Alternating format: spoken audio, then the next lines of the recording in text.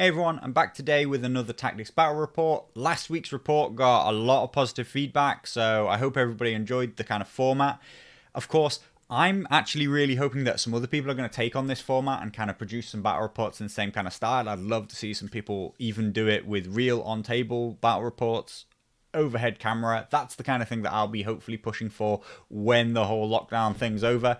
But there has been a great response, and I've got another tournament game coming up this week, so why not dive straight on back in? Totally different game for us today. It's going to be a really different feel to the very asymmetrical Baratheons versus Free Folk match that we saw last week. This is going to be a much closer matching of two similar style factions. I'll be playing my Baratheons this week into Elite Teddy, of course, still in the Boards and Swords tournament. I'll be running the same lists as last week, so I'll put a link down below, all that kind of stuff, even with a timestamp. So if you want to have a look at my lists where I analyze the lists that I have, why I pick them, then head over to that and I'll give you a link and you can have a look at those lists. If you haven't seen that video, it's pretty good, hopefully. Lots of good responses. So here we are again. But today I'll be playing against Elite Teddy and Lannisters. Getting down into the third round of this event, 12-player event, 4 rounds. So getting to the business end of the tournament, starting to get the top lists, the top players really rising to the top. There are 3 undefeated players, myself, Elite Teddy, and Chris FNM, who is running Starks. I was actually really hoping to match up against the Stark list into Fire and Blood. Fire and Blood is our game mode today. Instead, I've ended up with Elite Teddy. He snuck in there at the last moment with his game and came up to be my pairing. But it's going to be a really interesting, exciting game. I've been meaning and wanting to play against Elite Teddy, otherwise known as Chris Eustace, for quite a while. He has been a big part of the UK scene, and he comes from a very competitive and active club on the TTS scene called Steadfast. Another player from his club, of course, Winter is Coming, in this tournament, currently sat in 4th. He is currently sat in the World Cup semi-finals, last 4 of that event from, tons and tons of very, very competitive TTS players. So really showing that the club has a very high quality of player. So let's have a look at Elite Teddy's lists and see what I think of them. I was a long-time Lannister player, so hopefully I'll be able to give you some deep analysis of what I see there, if there's anything else that I'd do differently, and how I see that matchup going. So let's take a look.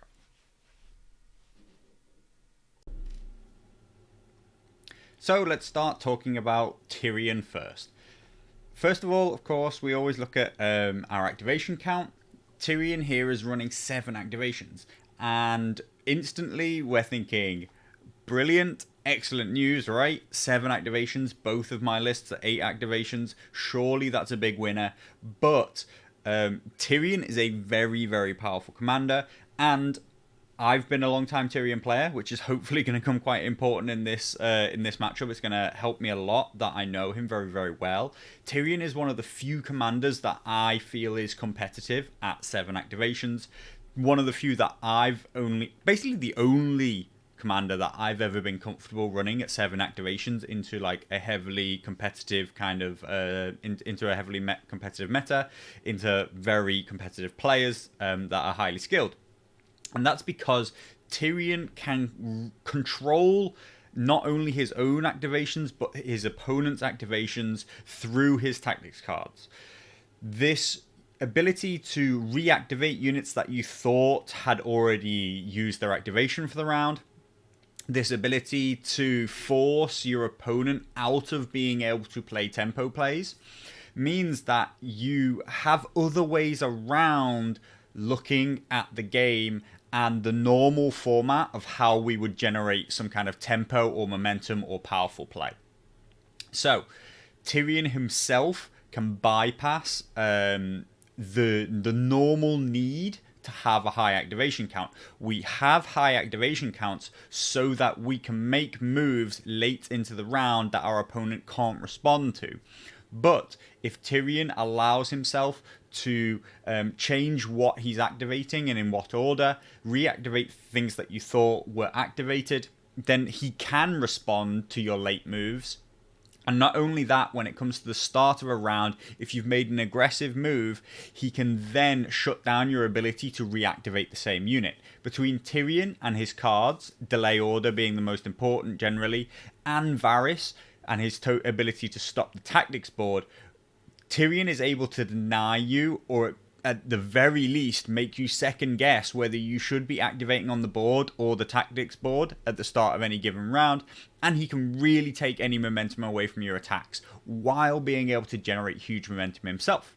So Tyrion, one of the few commanders I'm actually scared of at 7 activations.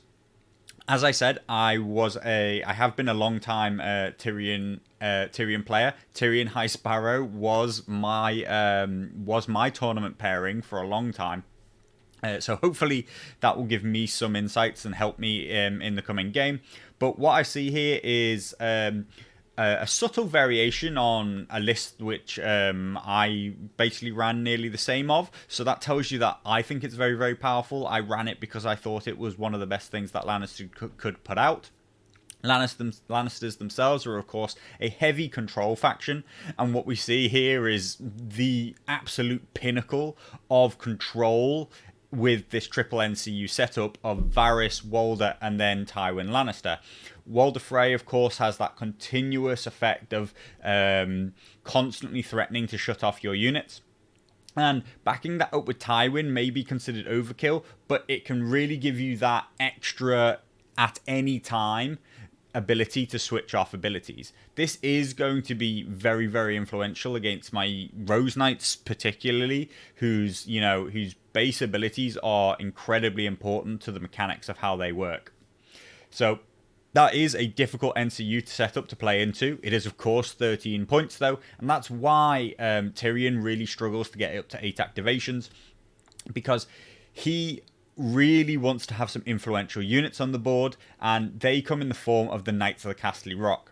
They are going to be the main focus around being able to be reactivated. But of course, early on in the game, he also has Lannister Crossbowmen with Preston Grenfield. This unit provides incredible efficiency and huge amounts of card draw. This is a very important piece in starting to get like the Tyrion kind of like tactics card snowball effect, where you can start recycling cards. Your deck is very, very small, but you can play tactics cards to redraw from your deck, and you can have any cards you want. This whole effect means that Tyrion gets more and more dangerous as the game goes on, and I think that the key to beating Tyrion is to apply pressure early. We'll see whether or not I actually am able to kind of follow through on that mentality, because I have, that may not be what's presented to me in the matchup, but we will see. Those two units, the Knights of Castle Rock and the Lannister Crossbowmen, are really big focal points for this list, and I think without them, Tyrion, isn't the same. So if you're looking to run Tyrion as things currently stand, then those two are absolute go-tos in my mind, and that they're there tells me that my opponent really knows what he's doing. He's running Tyrion inside of House Bolton Blackguard. I'm so about that choice, that unit. At 6 points, I think there are just as good 5-point options in Poor Fellows or Lannister Guardsmen, really. And I might favour Halberdiers over the Blackguard for the 6-point category myself. That's what I used to run him in. The real question will be, can the Blackguard be a unit that I actually try to expose the weakness of? I think that's one of the best units that I can get a matchup into. Specifically, actually, because if I can manufacture the situation where I'm fighting with Rose Knight, then actually the Horrific Visage may well turn out to be a negative ability for my opponent. It could well actually allow me to activate, make an attack which triggers a morale test. When I pass that morale test, I will actually heal and deal wounds before I attack. Actually, it could end up becoming a liability, and and Horrific Visage, unless I'm mistaken. I could check right now, but I'm almost guaranteed it's each time an enemy unit makes a melee attack. That is a must. That's not a may. My opponent can't choose not to use that ability. And so it may be something that I can use to expose an advantage, though, you know, it's a very subtle and small one, and it's a very unique one. So it's not that it's not that the Bolton Blackguards are a bad unit specifically, though I think they're generally a little bit under efficient, but so are Halberdiers. But we'll see whether or not that's something that I can work to expose. And we round this out with Lannister Guardsmen with a Guard Captain. At 6 points, again, they're absolutely fine. They're a very, very self-sustained unit. They can look after themselves thanks to the Guard Captain. They don't do a huge amount offensively, but Lannister Supremacy, of course, you know, makes them threatening when you're trying to remove them. Into Fire and Blood, they're hopefully going to be a unit that I can entirely ignore. And the Bolton Blackguard and the Lannister Guardsman are presumably going to be the main target for my opponent to pass off activations to reactivate Knights of Casterly Rock, reactivate Lannister Crossbowmen. Overall, this list into Fire and Blood, it has a huge 13 points put into NCUs. That means into Fire and Blood specifically, generally speaking, I could choose to play the defender in the matchup. Of course, Fire and Blood has no advantage to taking ground. This can sometimes lead to players playing castling-like strategies where they effectively hide in a corner, knowing that their opponent must come to them, because if the game goes to 0-0, then it's whoever spent the most points on NCUs will have lost the game because they have less points on the board. Interestingly, though, I don't have a ranged unit, and my opponent has Lannister Crossbowmen. This changes the dynamic of that quite a bit, because obviously if I just sit in the corner, my opponent will come to within range and start to shoot. But interestingly, I think people overestimate how much damage a unit of Crossbowmen can do, particularly against a 3+ armor save army like Baratheons with good morale. If I can sit close to a Weirwood, and particularly if I can tempt them into shooting Rose Knights of all things, then when you look at the actual odds, they barely do any wounds once you've considered the shots, the armor saves, and then the fact that I'm mostly odds on to regain wounds from my morale test rather than lose them. It makes it can really switch the dynamic, and I think there may be a big part of this being, can I be patient enough? Can I hold my nerve as I start to get shot by Preston Grenfield and those crossbowmen? And can I maintain my positioning and my spacing rather than being drawn into thinking that I must close the gap? Because, of course, with a slow defensive army like Baratheons, closing the gap is never really your strong suit, and if I'm forced to do it on my opponent's terms, then that's when things will really come apart, and that's when Tyrion will really start to be able to manipulate the different activations that I take. Overall, though, this is an absolutely terrifying list. It has no real obvious weakness that you can exploit. It is incredibly control based, and it's a nightmare to play. I think that Tyrion himself is currently rated right up there, just behind the current kind of considered best lists in the game of Starks, Free Folk, and Mother and Dragons. You know, Tyrion and High Sparrow coming in rated 6 and 7 as the top rated commanders because they are really, really powerful. So the only thing that edges them out is that when really high activation lists, 10 activation lists like Starks and Free Folk play into them, Tyrion cannot control enough activations at the same time, and that 7 versus 10 is too big of a gap for him to bridge. My 8 activations that I will be bringing, no matter which list I pick, is going to be very important, but I have to leverage every single activation and make no false moves. And so it's going to be really, really important for me to play very carefully and time any aggressive moves very, very well. Of course, any amount of kind of denial of wall to fray, and if I can make my opponent use up Varys tokens and Tywin Lannister's once per game ability, if I can make them be used early into the game, then that will give me huge better chances later on. But as I say, Tyrion himself becomes more and more powerful as the game goes on. His influence over the tactics deck becomes larger and larger. So Tyrion, very scary prospect. So how about our High Sparrow offering? High Sparrow is coming in here with 8 activations. It's more traditional into the majority of factions at their competitive level. We see High Sparrow, Pycelle, and once again Walder Frey. This is a less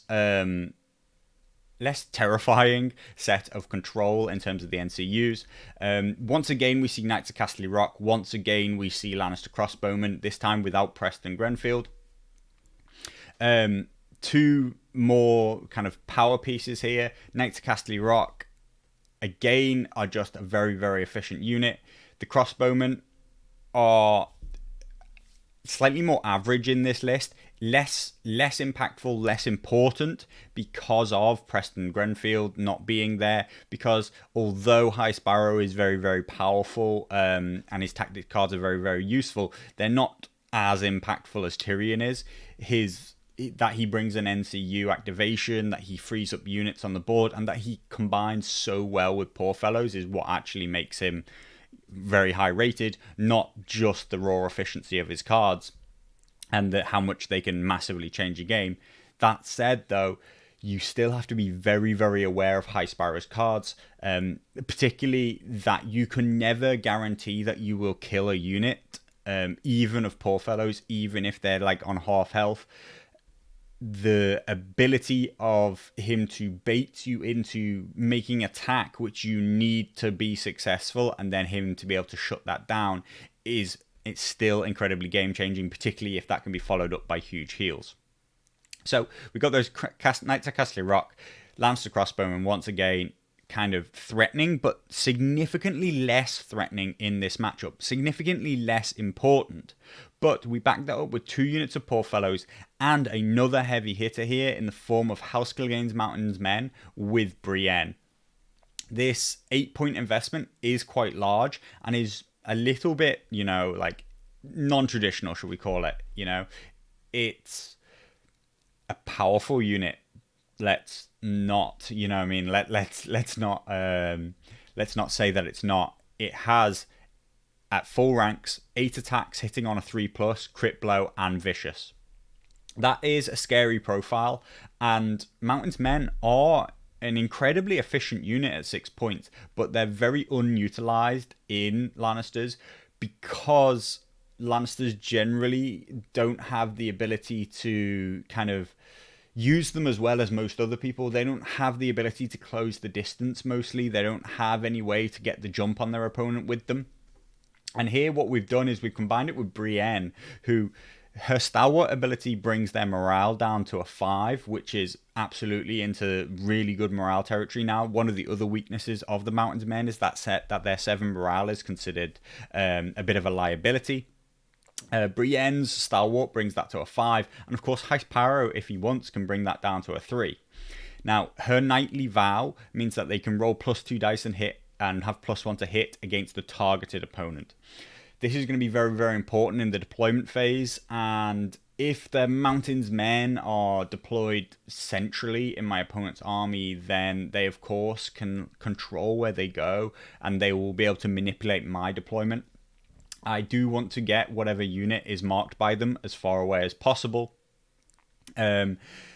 That doesn't necessarily mean that the distance has to be huge. What we want to do is we want to put significant amounts of units between those two. So actually just being somewhat diagonal from each other from the deployment, as long as there are units that are not particularly maneuverable in the way, and that can create difficulties in my opponent manipulating that position. that also makes who deploys first very, very important. You very significantly want to deploy second against this army, because we both have 5 combat units. I want to react to each unit that he deploys. It's something that's generally undiscussed, which is choosing turn is very, very important. But actually, the person who picks side has to deploy first, which is a huge, huge negative. So not only does the person who gives up the choice to their opponent to choose side get to choose turn, but they also force their opponent to deploy first. So that dice roll is actually going to become incredibly important in this game, and I think will be quite influential. The thing that I do like about this use of the Mountain's Men with Brienne, a very, very threatening unit. It can roll 10 dice hitting on 2s with Vicious and Crit Blow against its targeted opponent.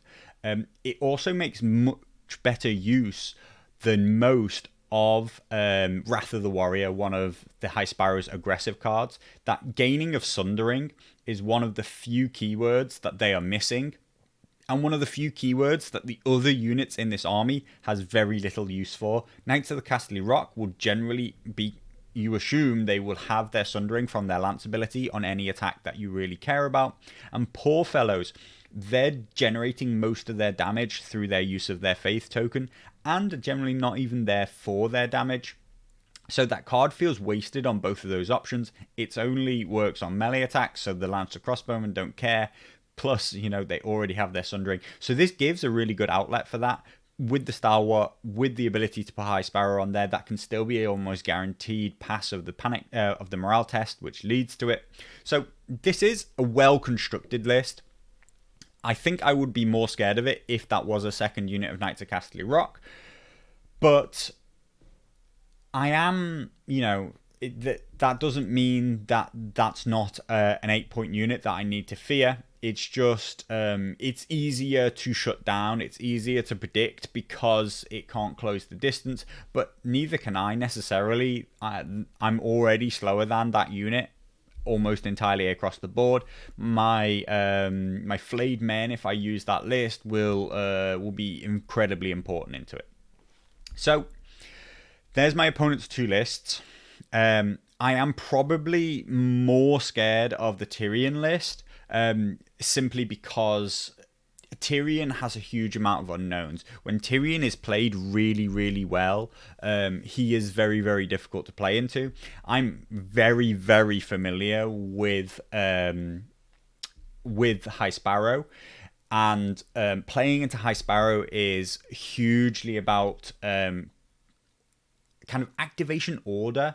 How you can to play into High Sparrow and Poor Fellows particularly, it's very much about forcing my opponent to activate before I attack him.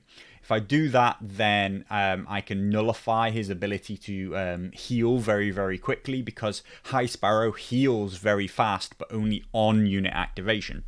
If I can control that, if I can generate a situation where my opponent feels forced to activate on the board when he doesn't really want to because he feels that he must heal right now, then that's a big win situation for me. And that will be very, very much something that, you know, I'll be looking for in that game. If I were to play into Tyrion, however, it's going to be very, very technical on timing. It will be about gauging how strong my opponent's hand is, gauging what resources he has in terms of Varys, Walder, and Tywin's once per game ability, trying to bait him into using them before I'm overcommitted, before I have to attack. If I can bait him into using something just because he fears what may come of it rather than what actually does come of it, and I can still maybe maintain spacing, then that would be the main mindset of that game. I think that my opponent, when I ran this same pairing myself, I didn't care hugely about what my opponent ran, because both lists are very much all comers. They can beat a whole range of things.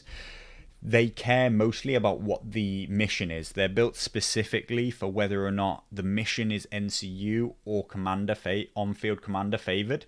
And Fire and Blood is distinctly on-field commander favored. More than that, Tyrion can, even if he was probably in a more useful, more kind of offensive or maybe just a unit with more abilities than the Bolton Blackguard, then Tyrion would actually be a perfect commander for reactivating his own unit. Now, if you reactivate your own unit, then you can, of course, put out more tokens.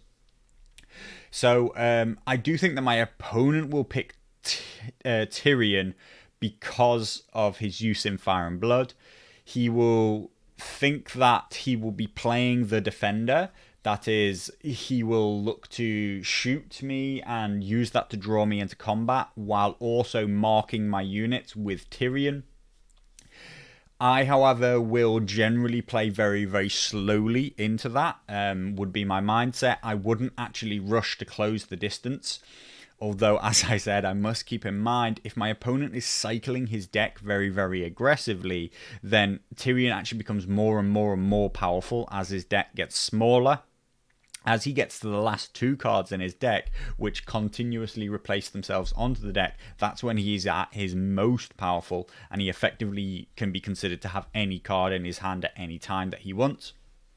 So we can't play too slowly, but like I say, not to rush into it. And actually, I may be able to panic my opponent into suddenly realizing that he's not going to kill a whole unit just with Lannister crossbowmen alone if I make dedicated efforts to heal my units. This is, of course, I've kind of glazed over the choice that I will be making.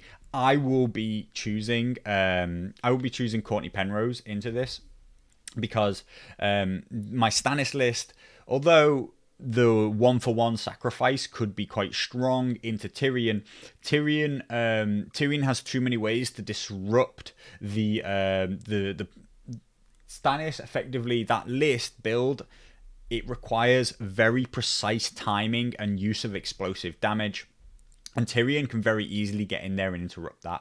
It's also very, very reliant on certain card combinations. So it's not even particularly good into Lannisters at all because of Counterplot. The sheer existence of Counterplot can shut down the combinations that Stannis list is trying to play off of. So for those reasons, I think it's not a good match for me. That means we're going to be playing Cortnay Penrose, of course, unfavored into the matchup because I'm not able to give out tokens myself. I'm not able to give out extra marked points by not having an on-field commander.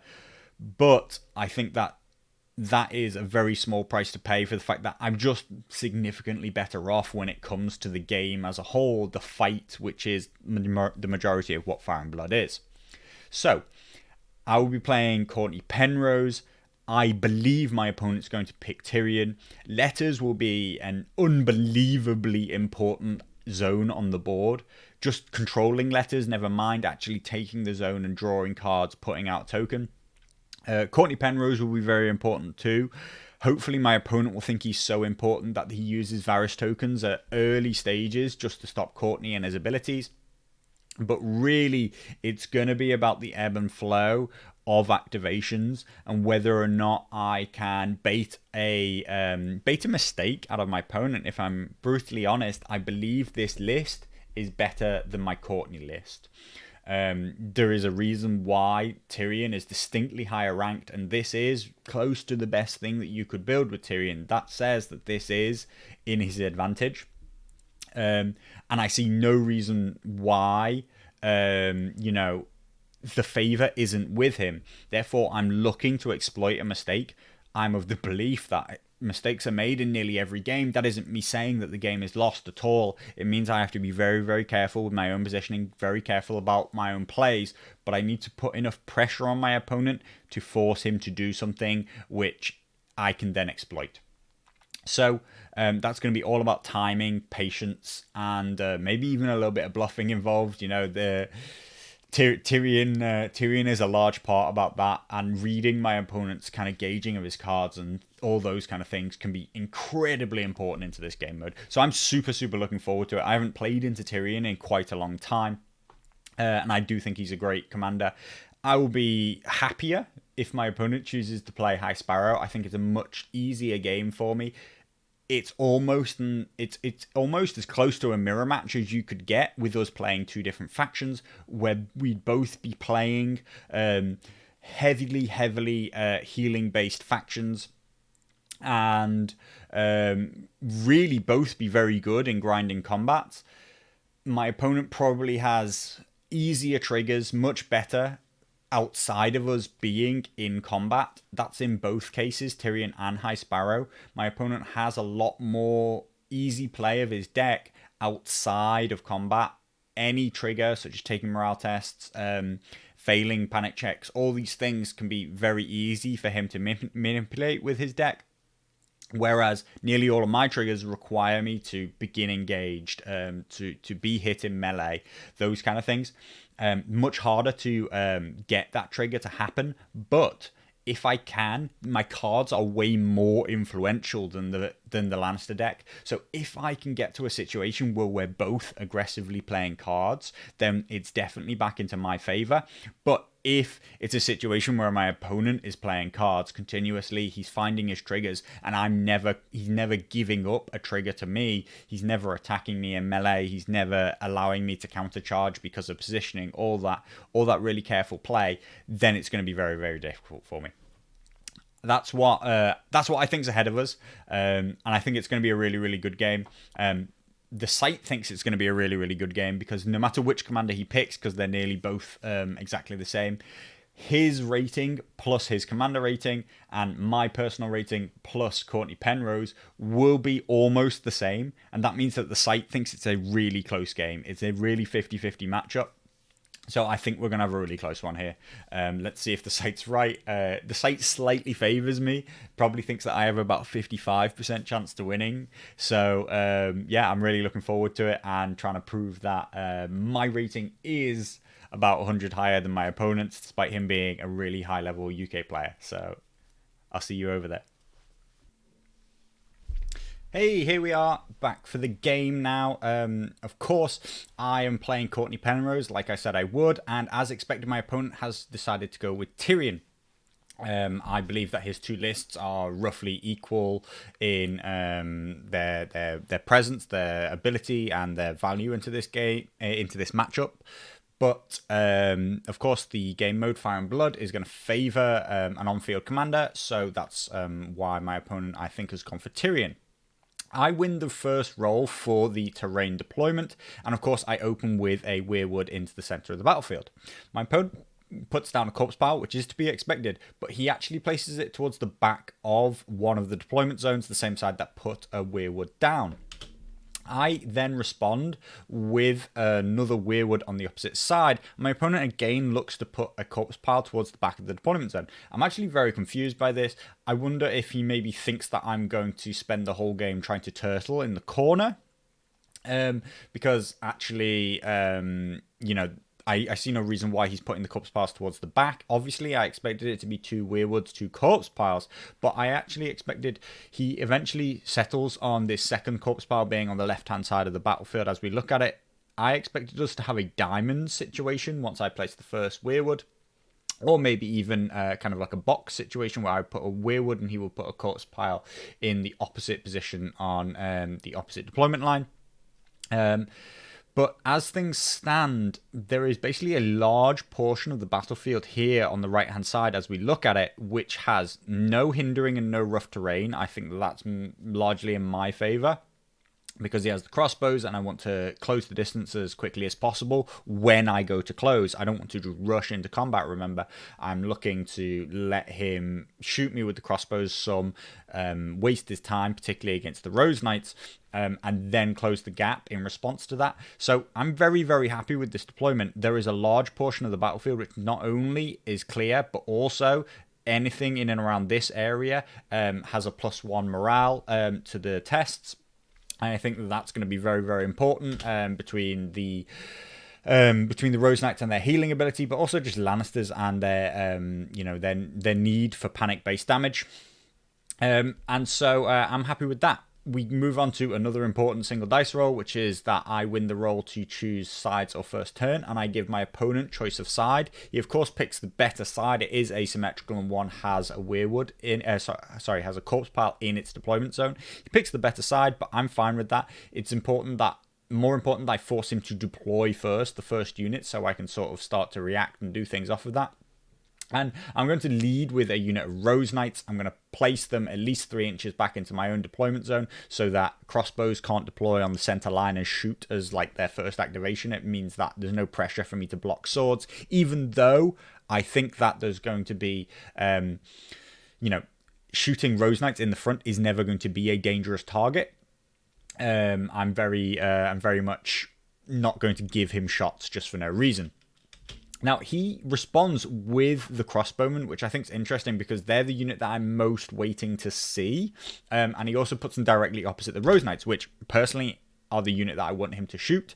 So I'm pretty happy about that. He then follows it up with... I follow up with the Cutthroats. I'm now willing to put them down because I know where the crossbowmen are. And they're the one thing that I don't want to get shot by crossbows this game. He puts this unit, which is just blocks, unfortunately, in this video. That is Tyrion and his Blackguard. They also tilt slightly in, presumably to stop a first turn charge into the crossbowman, but that's nothing. Never was going to be part of my plan. And then I put another unit of Rose Knights directly opposite the crossbowman. So personally, I'm very, very happy with this. I'm willing to let him shoot both of those Rose Knights in the front, particularly once I move slightly forward into this region here, where I will be at +1 morale and everything will be fine. As well, of course, as forcing him to deploy first, I get to choose first turn, and I go back and forwards in my mind a little bit on whether or not it's the better choice. We'll talk about it at the end of the game as well. But I choose to go first. This is because... as we discussed, I think that Tyrion's incredibly powerful at the end of the game. I don't want to rush my first engagement, and so actually I'm looking to set up turn 3 as my most powerful turn. I want to give myself as much time as possible, but it can be very, very difficult to play tempo into turn 2. This needs to be generally a little bit more of setup. I probably want to play more card draw, have a certain set of cards in my hand before I start making big plays. But this does have the downside, which is that I must mark my opponent's unit first, which means that he A, knows what units I'm marking, and B, he gets to choose the objectives first. I am already relatively set in my mind that I want to mark Tyrion's unit and that I want to mark the crossbowman. I also believe that my opponent wants to mark the Cutthroats, and I'm unsure about his second unit. But I'm pretty happy about this whole deployment in general. I feel very positive about this because we have set up a position on the battlefield where I will mostly be fighting the battle around here. And this is going to be under weirwoods and not under corpse piles. Also, I have a lot of pressure onto his right-hand side as we look at the battlefield from the top, which is the 2 units that I wanted to mark anyway. And so I'm going to be able to pressure them early. And basically, there's nothing that he can exploit early on. And then I'm going to use turn 2 to set up positions for turn 3, not having to rush into it. And so that's why I pick first in the end. I mark Tyrion first because I don't want the crossbows to be able to pick up the only objective which is useful to them, which is that they always attack on the highest attack die. That one's the only one that works on ranged units. Everything else is in melee only. He picks up Vicious, which is, of course, an important keyword for him. Vicious damage is going to be very, very powerful to him. He marks my Cutthroats, which is to be expected, and I take always attack on most ranks. And that then allows me to mark the crossbows, who take, I believe, Sundering as their keyword. And he marks the Flayed Men, which isn't it's not surprising. I deliberate a little bit on whether I want to give Weakened on attacks or if I want to have Vicious and Precision, and I go with Precision. So we open the game, and in my starting hand I have Baratheon Conviction. There's no reason not to play it, despite the fact that it's not a very powerful card at all. And interestingly, my opponent chooses to use Tyrion's Order and discard a card and fails on both of those attempts. So I'm incredibly happy about that exchange. I don't think Baratheon Conviction's worth anything, really. I would practically consider discarding it. But I play it, and it draws out quite a bit of resources. Now, don't forget my plan from the first couple of turns is both just to get into position and, most importantly, to draw out any resources I can. He has lots of resources that are not infinite. That is Tywin, his one-use ability, and his 4 Varys tokens. I activate Cortnay and go to letters as the first zone, but he's going to use a Varys token to block the zone's ability. I'm very, very happy about this. I mean, I've already played 1 card in my hand, and I'm very happy to just draw more cards later into the round from a hand recycle as opposed to from letters. The tactics board goes back and forth, and he plays a reasonably important play of using I forget its name now, the one that stops NCU abilities onto my Eldons. So that is another stoppage of my ability to play cards. He's used one of his Varys tokens and Intrigue and Subterfuge, that's his name. And in response, I've not used any of my Varys tokens. I've let him apply Walder to my Flayed Men. I'm absolutely happy with the wound. He did a Crowns test onto my Cutthroats, and I responded with a Moneybags heal. So I've taken 1 wound on the Flayed Men, 1 wound on the 1 wound onto the Cutthroats, and now my opponent is I pass with my Wardens, which are on the far left in the corpse pile. We can see just up here. I pass to wait to see him do something, and then we start to see him moving forward Tyrion. He's going to get himself to within 12 inches of units so he can start to mark them, but I'm quite happy with this as well. Notice the way he tilted inwards to stop that first charge, but that stopped him from marching really into a normal position. And then we see the crossbowmen finally move up and take their position. This is the move that I'm waiting for so that I can position my Cutthroats as aggressively as possible, but without being within shot range. You'll see here, I activate the Cutthroats, and down comes a paid mutiny. I get away with the test, but I'm able to position a little bit forward because I know that the crossbowmen currently can't shift and shoot me, and they are the one weakness of the list. They're the one unit that I don't want to get shot by crossbows. Flayed Men a little bit too. But right now, I'm very happy to push these Rose Knights forward, not far enough just to give the crossbowmen a shot, but enough so that they're the main target and they kind of stand between the crossbows and anything else. Now, my opponent has 1 activation left, the Knights of Castle Rock, and I have 1 activation left, the Flayed Men. Of course, that's my main advantage of having the higher activation count here, which is that even when I go first, I take the last activation. That means that my opponent doesn't get any tempo out of this. He can't move his Knights of Castle Rock really aggressively and then charge as the first activation of the round. Otherwise, you know, if he had the last activation, he could well have even chosen to have taken maneuver, marched right up into my face, and then activated first next round and charged into the Cutthroats. But I'm able to relatively deny that because of my activation count. Instead, he understands that if he doesn't shore up this position here, I will maneuver and then march my Flayed Men directly into the flank of his commander unit and put a ton of pressure on him. So he readdresses the position, and that's a very good forethought move there. He sees that he is weak on that side. Not only is that where he's fully marked, but I'm still happy with so I just, you know, I shimmy up a little bit. I set up a position where I'm definitely within range, not within range of the crossbows, but definitely within range to shoot at the, charge into the Blackguard if I wanted to, applying some pressure to that unit. And I also want to be close-ish to the crossbowmen in general, because this is one of my best gap closers if I can't get any kind of timing to be able to use the Rose Knights to pressure the crossbows in general. But at the end of turn 1, my opponent's used up a Varys token. He has not got himself into any aggressive position for the next turn, which means that he has nothing really powerful to play in turn 2, in my opinion. And so I can really start to use turn 2 to position to turn 3. That's my mindset here. I'm very, very happy with the first turn. Yes, you know, I didn't manage to get big card draw, but that's fine. That took him Intrigue and Subterfuge and Varys tokens to stop. And on turn 1, I'm going to draw new cards anyway because of the fact that I'm just going to draw cards up. If I already had a big hand, then denying extra card draw would be quite important. But generally, it's actually fine for me. So I draw some cards, and I'm quite happy with our situation going into round 2. I'm again going to look to not use any Varys tokens here. I don't think anything aggressive is going to happen this round. I don't think that it's going to be very important. And so I'm just going to allow it and set up for turn 3. That's our mindset, and that's what we're playing for.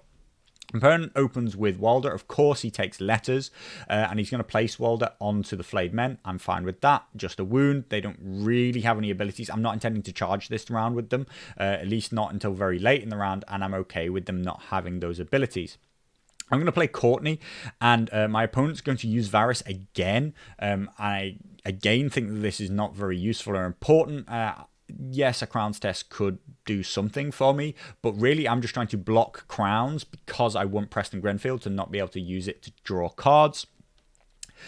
We see Varys onto horses here in response, and this does help to shore up that position.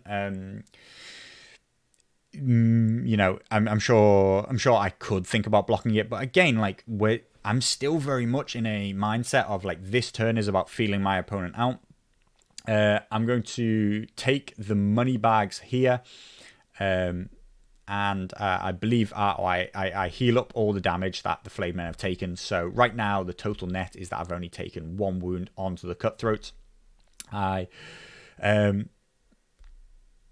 see Tywin come down, and eventually we see this shot come off into the Rose Knights, right? So it is odd to think that there is a shot on the table, and yet nobody is blocking it, nobody is taking it on. But we see here that my opponent hits 5 times, to be expected.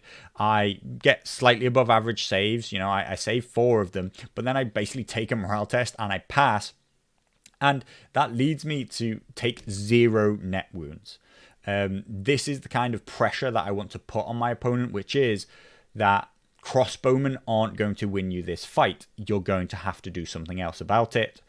Of course, it's fire and blood. If we never kill each other, never do any damage, I will win just because of having more units on the board. I don't have to move forward. And so my opponent makes a really big aggressive play here. I think this is way over aggressive. He uses his Tywin. Again, that's absolutely perfect. That is the situation that I'm looking for, which is for him to burn his resources. He puts it onto the Flayed Men, who already have no abilities, but he gives them the 3 tokens. And that is a start of turn trigger. He starts to move his Knights of Castle Rock, and in response, I'm going to play Surprise Strategy. Is that its name? I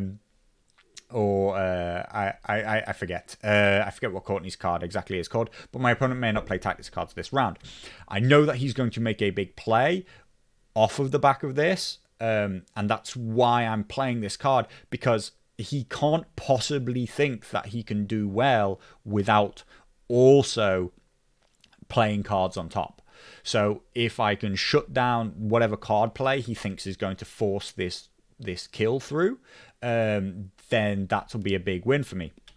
My opponent actually counterplots the card, so he does have tactics card play this round. But what I'm also very, very secure in the knowledge of is that I have defensive counter.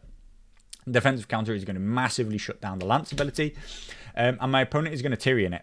He Tyrions it, and then he fails. Of course, Tyrion can discard a card. He discards a card, and discards his entire hand.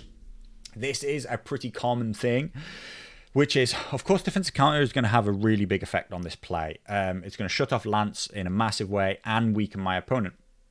The first 5+ is a given. He's going to take that option because it's a big, he wants to shut the card off and it's a big option.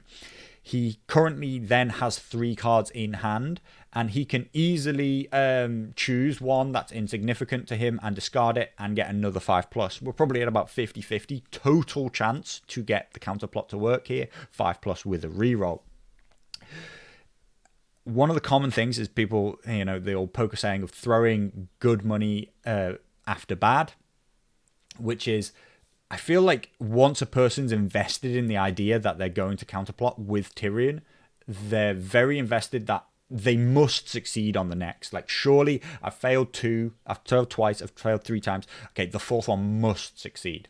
But the reality of it is that any given card that you discard is only going to give you a 1 in 3 chance of blocking your opponent's card. So that's not great odds, right? You're guaranteed to lose a card to only stop your opponent's card 1/3 of the time. If it's a big clutch play, then yes, it can matter. But really significantly here,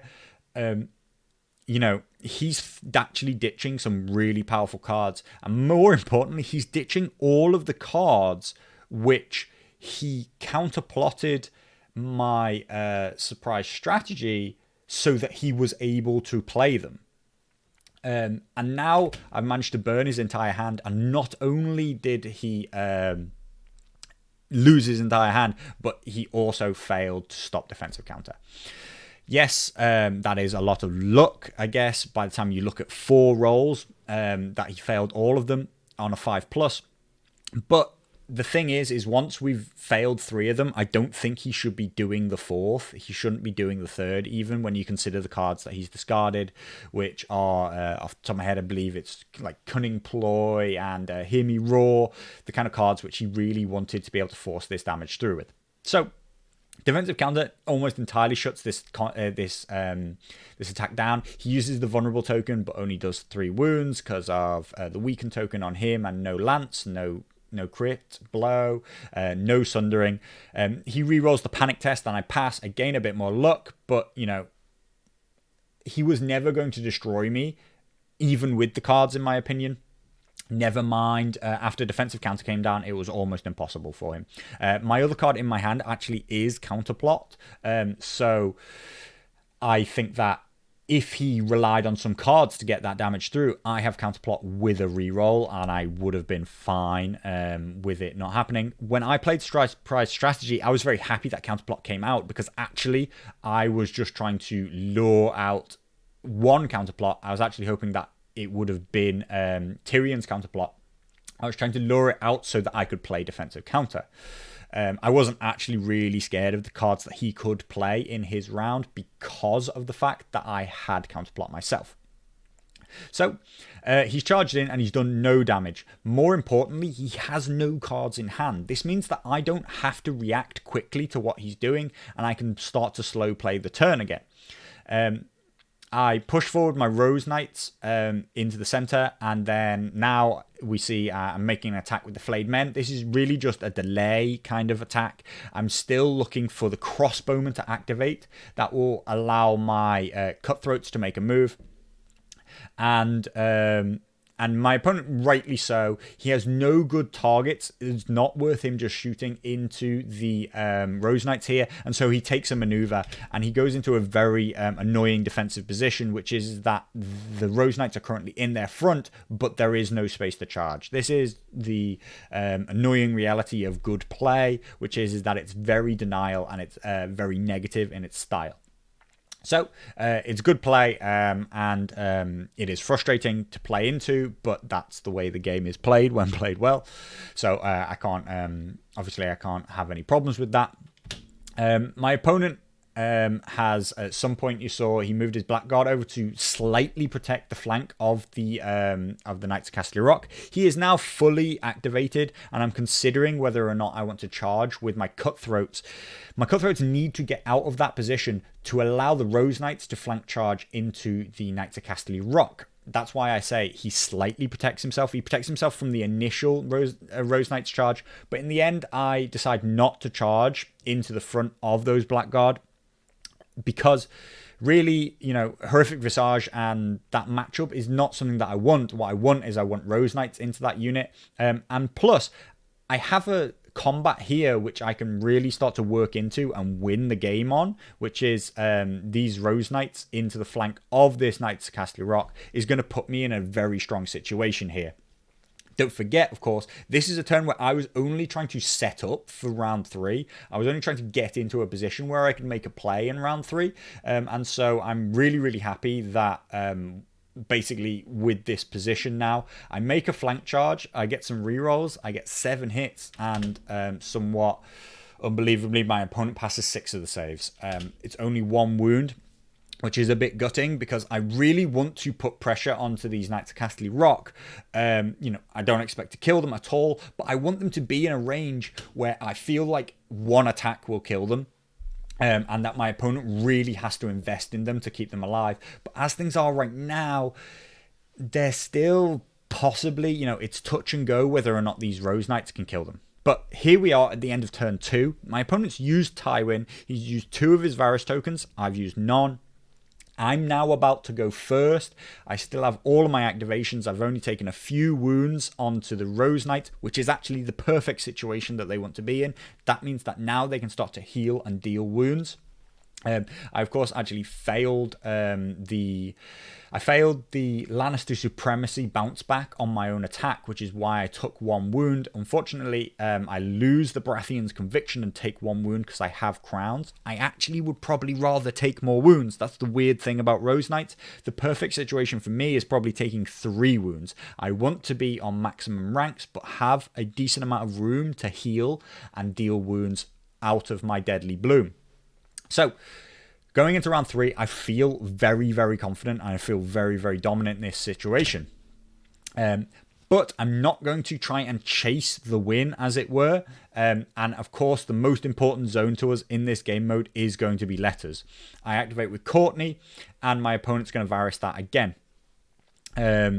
So far, we've seen Varys hitting all 3 of the successes. And now my opponent counters with Walder Frey, and I'm going to say turn 3 is going to be a big turn for me, and I'm going to start to use my Varys. I'm going to use it to gain the upper hand.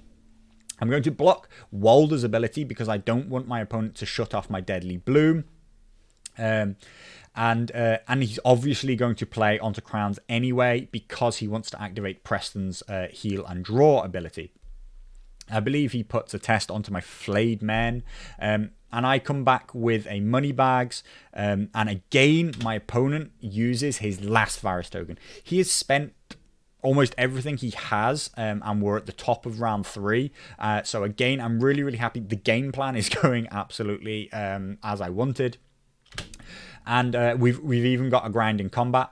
Now, eventually, my opponent takes a sword shot, and he will shoot the crossbowman into the flank of the Rose Knights. They still have their abilities. I'm super, super happy about this shot.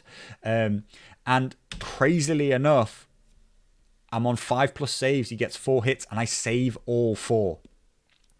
Oddly, I actually, again, like I say, would rather have been taking wounds here than not. Of course, I auto-pass the panic test, and that allows me to deal 1 wound onto the Knights of Casterly Rock. He, of course, takes a panic check because he's shooting into combat. And I end with Eldon to get some card draw.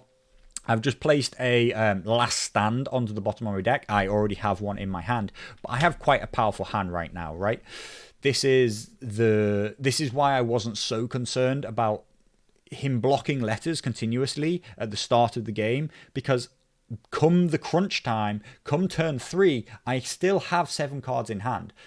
I still have right now. I have counter charge, and I have ours is the Fury, 2 very important cards considering we're engaged. I don't believe that I have Stag's Resilience, which is the one other card which I'd really hope for. So, there is some value to the fact that he's continuously denied letters. I don't have Resilience at the point where I want it. But I'm still very, very happy with my hand. And it's still, easy for me to get into this situation where I have some powerful cards. Because I want Stag's Resilience, and I believe it's currently in my discard pile, I play into drawing it back with Surprise Strategy. I have letters, I can draw a new card. I can deny him from playing tactics cards is actually the other important part here, which is that I want to stop him from being able to play Cunning Ploy. I'm very confident that he has it, but he's going to hit a 5+ counterplot with Tyrion. And then he's also going to, once he's used up that ability, he's then going to play Tyrion's Adaptive Tactics, is it? And he's going to actually draw Adaptive Tactics back into his own hand, which he discarded earlier with a Tyrion ability, because he wants to keep that on them both on the bottom of the deck, keep them both cycled. My opponent here makes quite an interesting choice. I don't know why he feels the need to charge the Blackguard into the flank of the Rose Knights. He obviously is trying to open up a channel for the Knights of Casterly Rock to the retreat, but the combat is not particularly in his favour, in my opinion. He makes a charge. Of course, he has Vicious, so he sees that part, but I still have my abilities. This is why I was mostly concerned about Walder. And he charges in, and I actually defensive counter once again. It's, all I get out of it is a weakened token, but it's actually enough to make him only do 2 hits, 1 wound. Again, maybe like I should actually really be allowing him to do more damage. But, at the time he had like 6 hits into the flank. It felt like he could do lots of damage, really kind of blunt my output. And I want enough of it to be able to kill off the Knights of Casterly Rock. Here is where I think that I make possibly the first mistake of the game. Until now, I think that I would, out of my game plan and what I'm trying to achieve, I would say I've played near flawlessly to this point. But my opponent has charged my Rose Knights in the flank. I have Countercharge and I have Ours is the Fury. Countercharge is one of those few cards which a good player will almost never let you play. And so I'm so excited, shall we say, that I actually get to trigger Countercharge. And it is a good attack. It is of course charging with these cutthroats into this unit is a good attack, but when we look at the positional play, the cutthroats are still my weak unit, and I'm putting them directly into range of the crossbowman.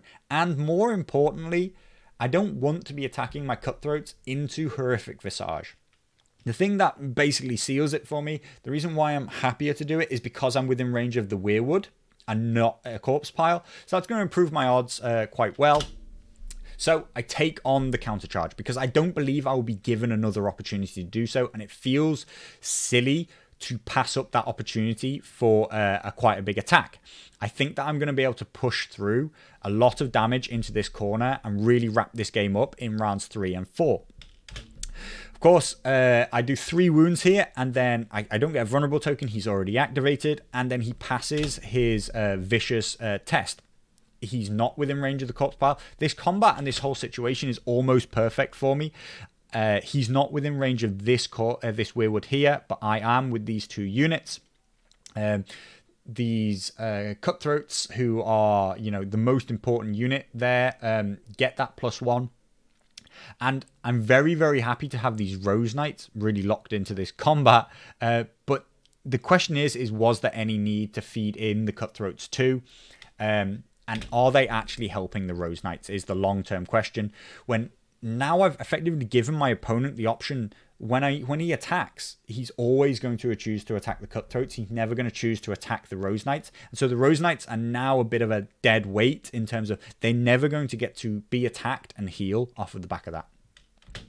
At the start of this round, I'm again going to try and I try to counterplot his. So I try to activate my Rose Knights. My Rose Knights should still easily be within distance to kill off his Knights of Casterly Rock with an attack. I say easily, but there's a very strong chance. They only have 4 wounds. I'm attacking into the flank. That should be around 6 hits. Maybe I require a panic fail, so maybe it's not guaranteed, but I'm actually just trying to put them within range that the flayed men will almost definitely finish them off. And it's definitely got a chance to kill him because of the flank and all that. So my opponent cunning ploys, I counterplot, and he counterplots my counterplot. So cunning ploy comes off, and I must activate something else. I look to the Rose Knights in the center of the battlefield here, and they can actually currently charge the crossbowmen, but the distance is determined to be a 3+, and if I fail this charge, there's nowhere I can be other than to offer my flank to the unactivated guardsman. And I think that it's not worth the 3+ odds to take, and so I choose to make another attack with I activate the cutthroats in the center, and I choose to make another attack with them. I pass the morale test off of the horrific visage, which is, great. They're on odds for me. I get a few wounds, and then he passes, and he fails the vicious morale check, taking a couple more wounds. He's definitely in a bad situation now, down on 5 wounds, and I'm happy enough with the attack and the position that we're in. He uses the time to close off the door, because later on, if we get to the end of the round, I will take on that attack with the Rose Knights into the charge onto the crossbowmen. And I again look to activate the Rose Knights because I think that they will kill the Knights of Castle Rock. And he again delay orders me. It's this kind of interaction that Tyrion has where controlling the flow of activations is the most important part of the game, and he is absolutely destroying the most key timing of the game here. And so it's quite frustrating. I just end up making a relatively passive play with the Wardens here. So I do have, at this time, I have Rose Knights in the center, Rose Knights who I tried to activate and can't, and I have the Flayed Men yet to activate. I could, of course, attack with the Flayed Men into the Knights of Casterly Rock, but into the front, my margins are much worse. I don't have Vicious when I'm not charging. I'm very, very unlikely for the Flayed Men to kill them. And more importantly, what I'm really hoping, and it is a hope, it's not guaranteed, but I'm just playing for pressure and margins at this point, is I'm hoping that the Rose Knights will kill off the Knights of Casterly Rock, and that will free up the Flayed Men to be able to just get in. They're probably going to look to flank charge Tyrion. That is probably going to be a kill between the precision that they have, the panic and the vulnerable, panic and the vicious that they'll put out on the charge. That's an almost guaranteed kill, and then it's just some crossbowmen who aren't going to stop me. Even if I don't make the flank charge into Tyrion, I can also look to just pressure directly into a charge into the crossbowmen themselves. So I'm really hoping that the Rose Knights will free up the Flayed Men by killing Knights of Casterly Rock. So my opponent really understands that these cunning ploys are big plays, and what he's managed to do, he's managed to delay me long enough such that he can retreat. Now he retreats, takes us out of combat. That's gonna I can't charge him because of the fact that he's engaged me earlier with Tyrion and his Blackguard, which is, I guess, why he charged. This was the play that he was always playing for, and is a very astute and important tactical move that he's done. At the time, I thought that it was overly aggressive that he went in with Tyrion. I would call it desperate even, but he's actually managed to come out of this situation with Tyrion now locked in combat. That is dangerous for him, but he's gotten the Knights of Casterly Rock out of there, and the Flayed Men can't do anything about it. The Knights of Casterly Rock are going to retreat and put themselves in an annoying position where they're not able to be charged by anything. He just has crossbowmen left to activate, I believe. I'm going to activate my Rose Knights and just take on the charge because they have nothing else to do. I could consider maneuvering and just looking at the flank of Tyrion, and considering the fact that I don't need to kill these guardsmen, it could be the better move.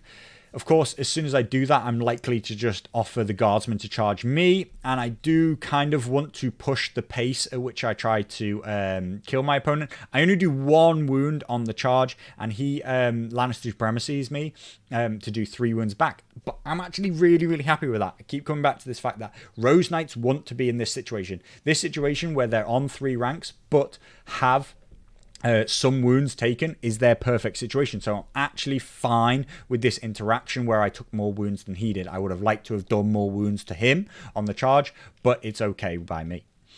My opponent finally uses his crossbow and he shoots into the cutthroats, and he also fails the morale check from shooting into combat.